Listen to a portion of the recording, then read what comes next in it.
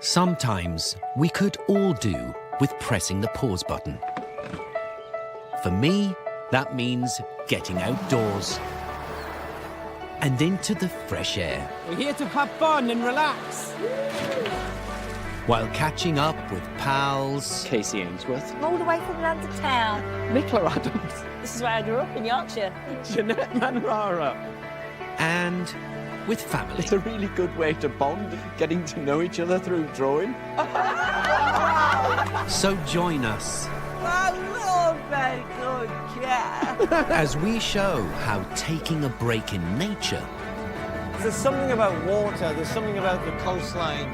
Are you feeling relaxed, Joe McKelvey? Yeah, I think we've smashed it. or trying something new You have sailed before, Mark? Many, many times. Here's the next gust coming.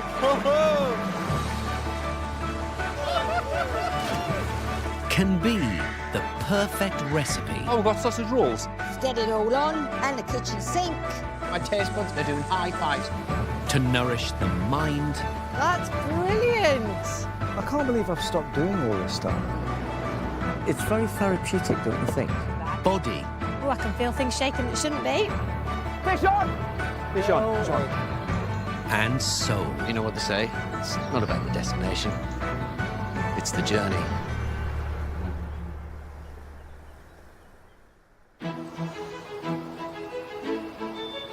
I'm really excited about the next 2 days. Not only will I be spending it in the beauty of North Northumberland, but I'll be with someone I've admired for decades. He just happens to be one of the world's greatest middle distance athletes of all time. He's a Commonwealth champion, European champion, and he's a world champion who has now become the voice of athletics around the globe. He is the arrow from Jarrow, the Jarrah Arrow. It's Steve Cram. A keen Sunderland fan, Steve was raised in Hebburn on the south bank of the River Tyne. Now he only lives up the road, but I bet he never has the time to explore what's on his doorstep. And that's what this weekend is all about.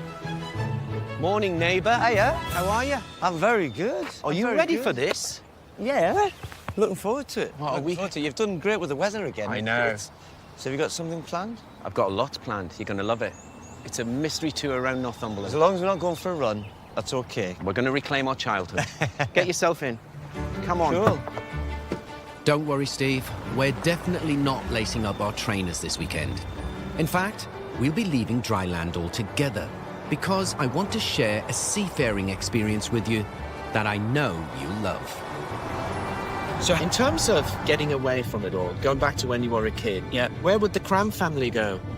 Well, my mother was German, and what it meant was that we went on holiday back to see my German family every summer. So hang on, your mum was German, Yeah. your dad's English, and you're around in 1966 and you watched the World Cup together? Yeah. Wow. Yeah. England winning the World Cup had a profound effect on a lot of people's mental well-being. Were you aware, when you were winning gold medals, of the profound effect you were having on people, especially in the Northeast? One of the world records I broke was on BBC and ITV at the same time. And I remember getting my car out of the car park, a little guy in the kiosk. He went, "All right, Stevie lad. Oh, man, that was brilliant on the other night."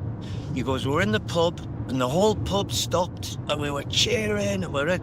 And I remember thinking, wow, I'd love to be in the pub one day watching, watching myself.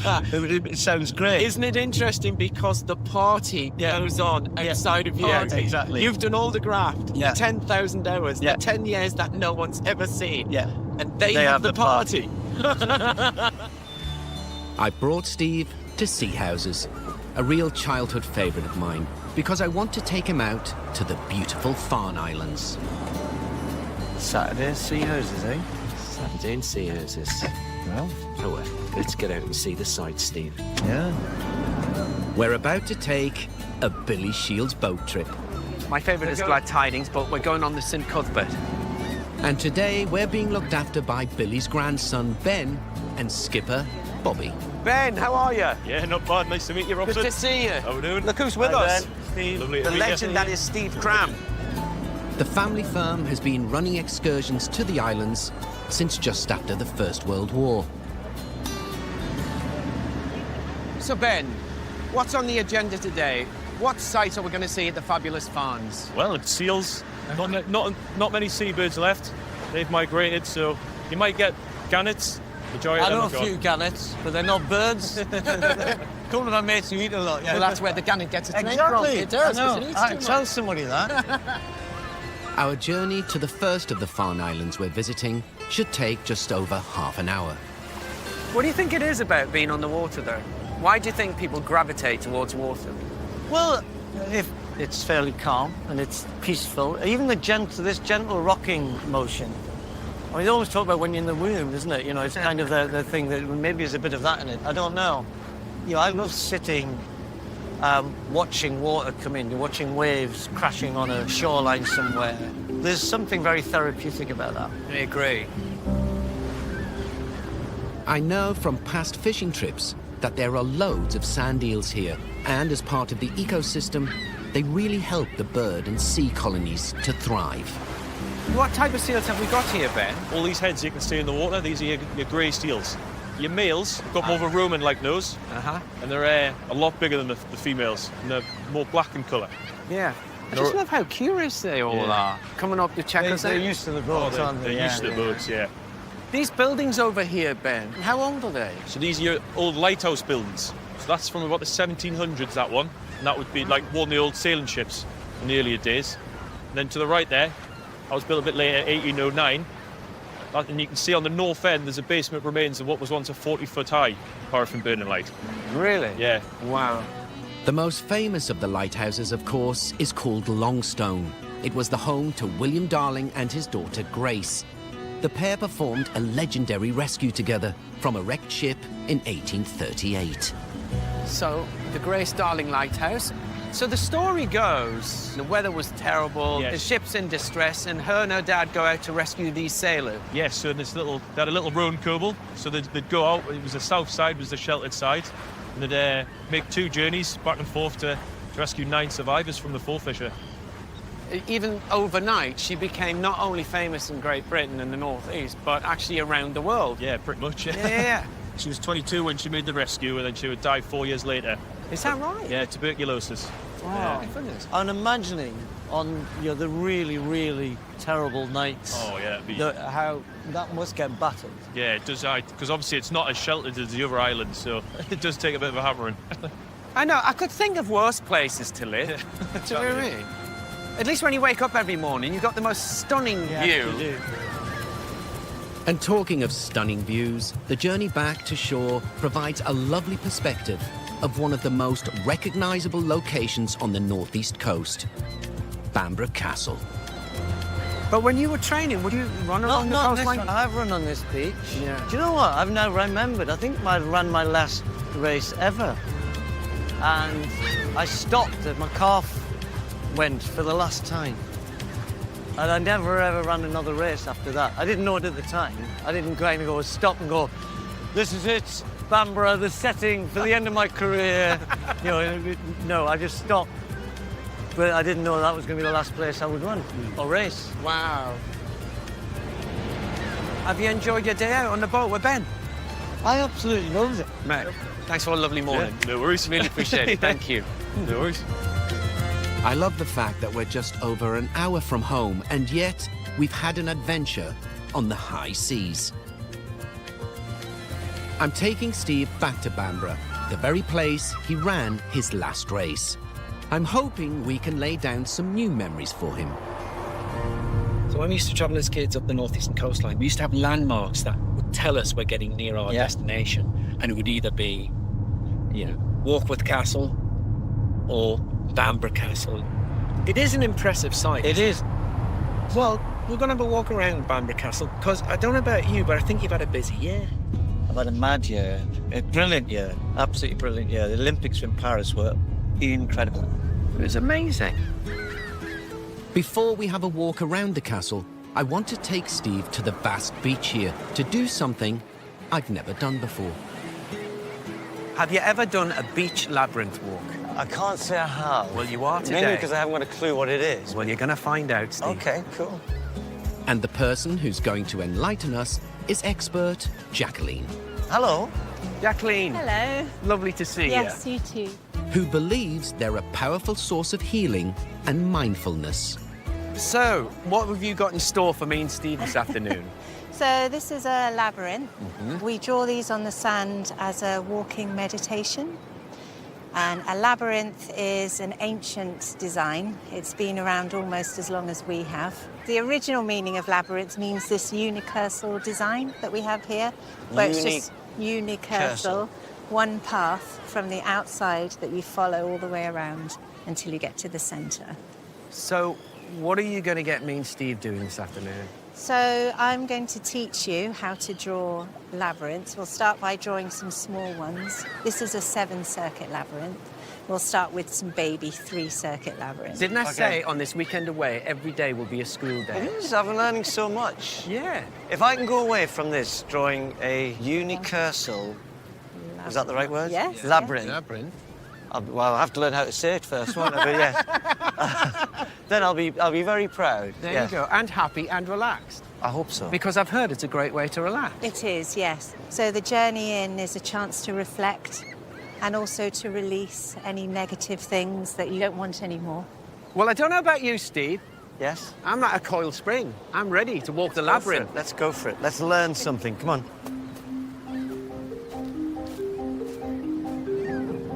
Okay, so you're going to draw an arch over to the dot on the left. Bring that one around. You're now going to go around to that dot there.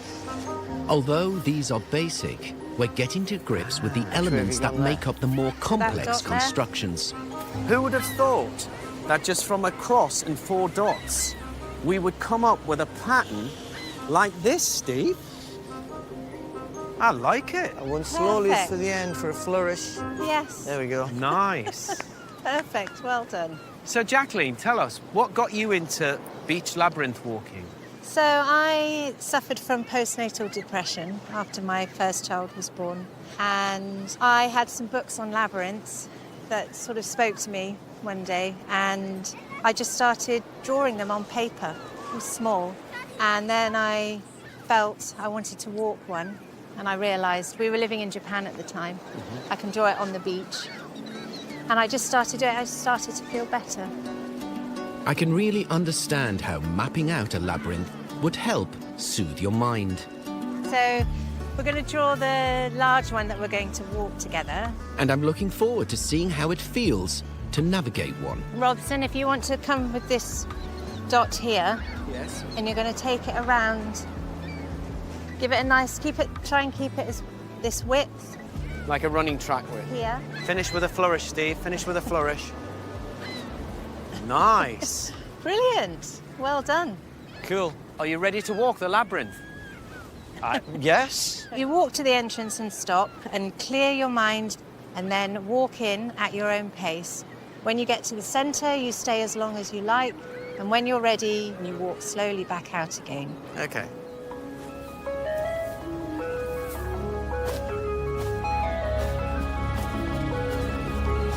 It's such a clever design, isn't it? You actually think you're coming to the end, and then all of a sudden it takes you to the outside again. Well, there's no dead ends in a labyrinth. And the way to reach your goal is to keep going. Then the path will appear before you that you need to follow. I feel like so many of those runners trailing behind you, Steve. Running around in circles. Yeah, on the track. This amazing beach has to be one of the most perfect locations to find out about labyrinths. Jacqueline, thanks ever so much. Thank you so much for coming. No, thank you. Another first on this weekend escape, Cranny. It is. I'm used to coming first, which is good. And before we wrap up our day, there's just time for us to enjoy close up the majesty of this jewel in Northumberland's crown. Just listening to what Jacqueline had to say on the labyrinth there, just putting one foot in front of the other and don't stop. Just keep moving, both physically and mentally. I kind of get what she was saying in the sense that, you know, I'm a big one for going forward. You learn from where you've been, but look forward, go forward. Yeah, I understand that, because I don't know if you have ever in your career or in life become stuck and you think, what am I going to do now?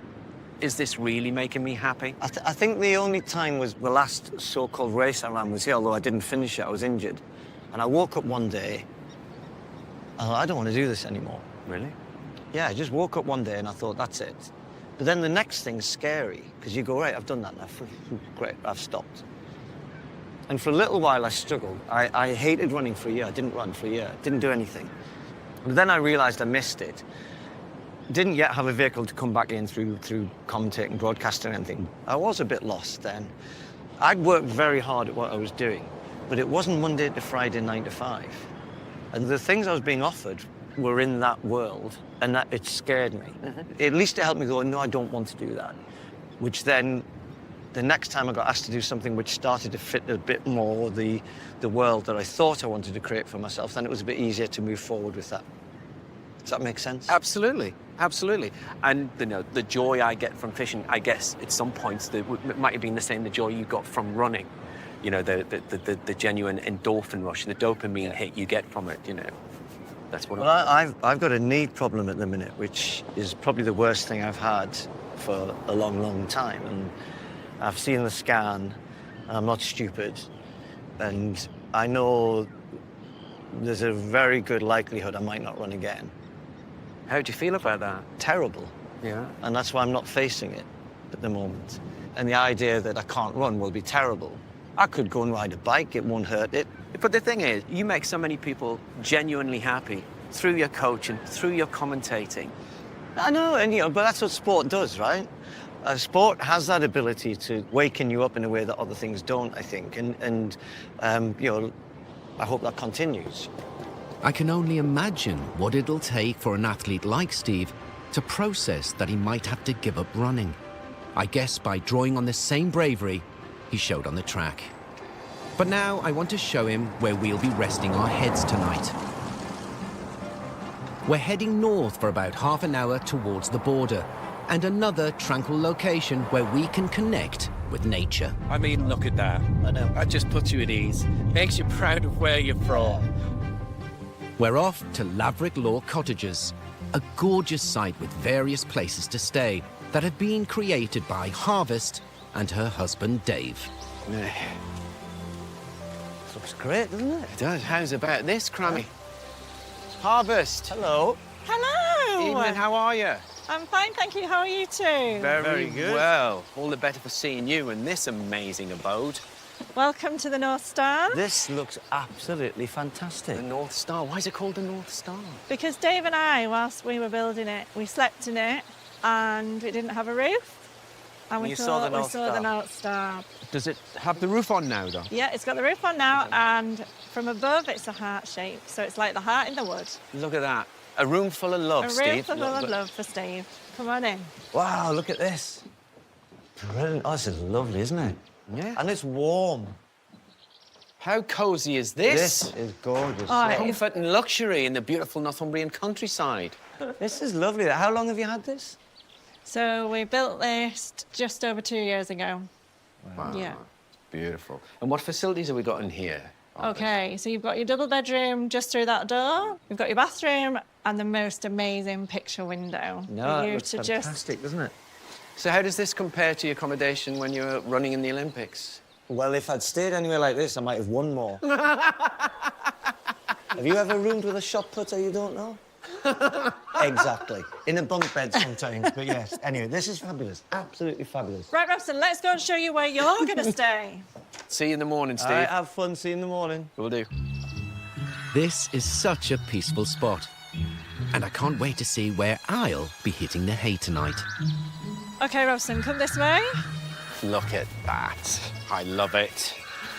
A shepherd's hut? Thresher's hut. There's a lot of work gone into this harvest. What brought you to this location? Well, I was a teacher and I took on too much. and I couldn't cope with it. And what were the consequences of that? The consequences of that, Robson, were feeling lost. And I didn't know who I was. So this move provided that ability to be able to step back and begin to actually find out who I really, really was underneath all of that. Wow. There's something really normal about a place like this. It reminds us of a kind of simpler way of life. It takes us back to the things Yeah. that are important in life, rather than all the distractions that we're always being given at the moment, especially. Yeah. Yeah. So what facilities do we have in my thresher's hut stroke shepherd's hut? Okay, so you have a double bed, Woo! a cosy stove, and you've got a gas cooker. Great. And the stars to and be the my stars, companion. absolutely. Oh, thank you. Right. Good night. Have a lovely night. Will See do. you in the morning. See you in the morning. Bye-bye. Good night.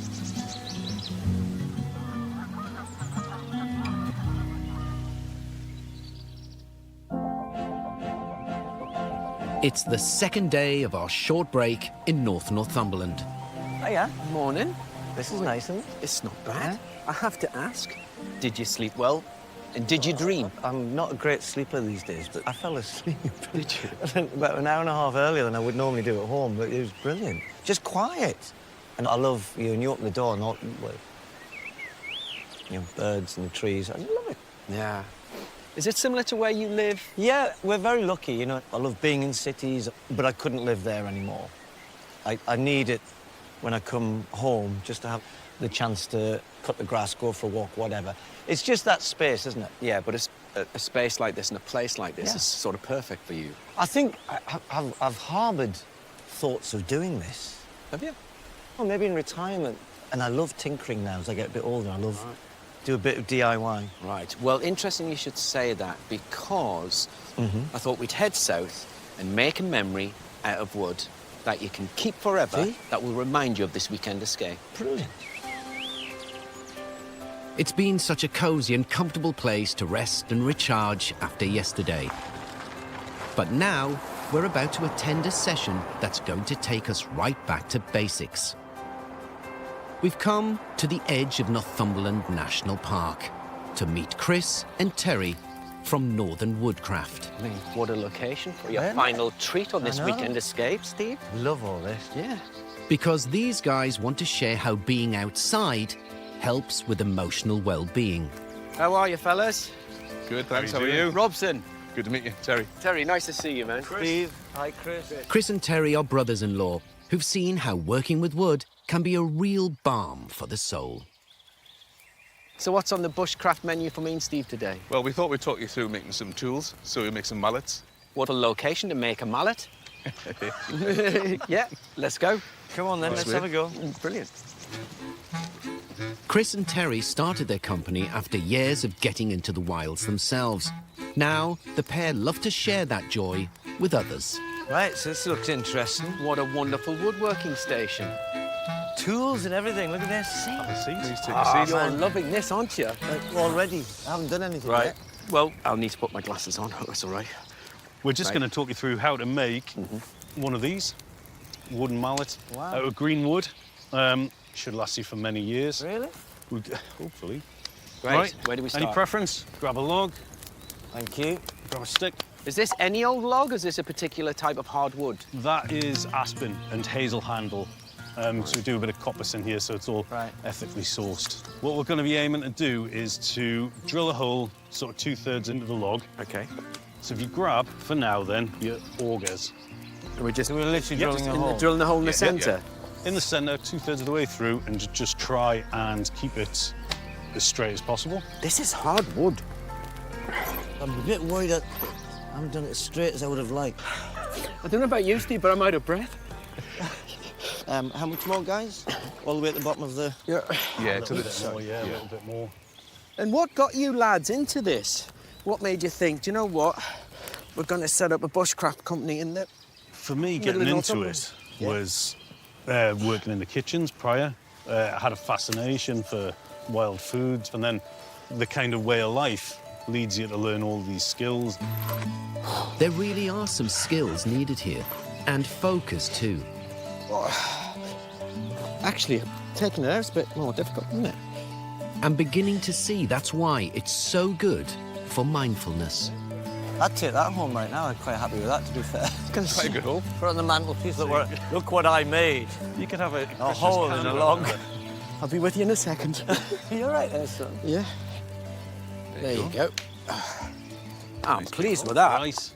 Next bit, what we're going to do is, just to give the mallet a bit more durability, it's a term called chamfer. And what we're going to do is use the hatchets to just take the corners off all the way around. So I'll do a little demo for you. Obviously, these are razor sharp, so we've got to be very careful. They are what I like to call scary sharp, which is a notch above shaven sharp. Right, OK. And then all we're going to do is hold the mallet head off to about sort of 45 degrees and holding the hatchet halfway up, just... Got you. And then we're just creating that sort of chamfered edge. Just like sharpening a big pencil. And do you find you get people from all walks of life coming to your woodcraft we do. courses? Yeah, it's been a bit of a surprise. Yeah. Some people are more interested in the kind of tool making and the woodcrafting element. Other people are really keen on the foraging and the identifying trees and plants. And it's a good mix of people. Side of it, to be fair. What we're going to do on the next section is, however deep your hole is, we're just going to hold a knife, firm grip, and we're just going to take the bark off all the way around. Is that all right, Terry? What I'm Yeah, it looks good. Yeah. So the idea is now we want the head of the handle to be the same diameter as the hole. Sure. Oh, got a So long yeah, way to it's go. just a case of a little bit of whittling. Great word, whittling. I know. You know? What were you doing yesterday? It was I whittling. did a little bit of whittling. So, Terry, what did you do before this? I was in the military for 6 years. Then after that, I was kind of worked different trades and worked for a trade union. And yeah, I was into politics as well. I was a councillor. But I've always had a passion for the outdoors and bushcraft and woodcraft. I think just being up here, it does something to you, doesn't it? It makes you feel really alive. Yeah, absolutely. And that's what we want to do. We want to share that with people. How's that looking, look? That's really good. Yeah. Yeah, that's perfect. Look at that. Listen, it's very therapeutic, don't you think? Yeah. I could sit here all day just Yeah. doing that. We often do. Do you? Yeah. With the other end of the handle chamfered, it's time to cut a kerf or a notch into it too, so we can add a wedge to secure the mallet head. What we're going to do is, don't force it all the way in, but just put it into the hole. If you're ready, one solid wallop. After 3? Yeah. 1, 2, 3. 1. Can I do 2? You can give it more if you need. Look at that! I've got a mallet. I like it. 2 blokes Well, with a mallet. guys, thank you. That's brilliant. That's fantastic. Thank Yeah, you. spot on, to Great be work. fair. Yeah. good Right. work.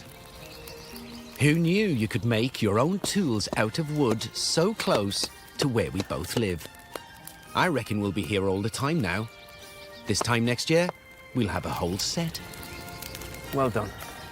Thank you so Well much, done, man. man. Loved it. Loved it. Absolutely, genuinely loved it. Finding ways to help a sporting hero of mine switch off for a couple of days has been an honour and a privilege. In fact, I think it's safe to say it's been another winning weekend escape.